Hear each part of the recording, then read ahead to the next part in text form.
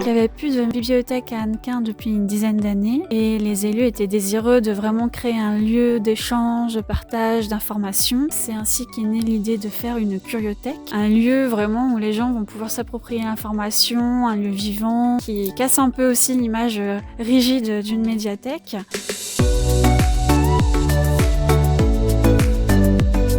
On voulait vraiment créer des espaces ciblés où les gens pouvaient se sentir à l'aise, mais on voulait pas cloisonner. D'où l'idée, par exemple, de mettre des tours qui font un peu des passerelles entre les deux. On a mis une tour à jeu parce que c'était une passerelle entre l'espace petite enfance et puis l'espace ado. Au milieu, avec un espace salon, la partie adulte, un peu plus en retrait, mais pas non plus fermé au reste de la médiathèque. L'idée, c'était de créer des connexions tout en ayant des espaces bien définis.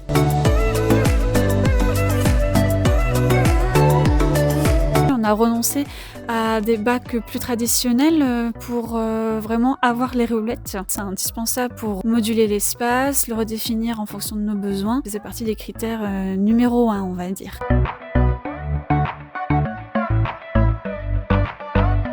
La gamme Everna nous plaisait, les couleurs, la solidité. On voulait quelque chose d'élégant en fait, on voulait quelque chose dont ça n'allait pas se lasser, comme le blanc et le bois. C'est assez chaleureux. Pour la signalétique, on a fait le choix de signaler sur quelques tours que les gens ils identifient rapidement les espaces. Je pense que c'est la tour Manga quand même la star pour le moment.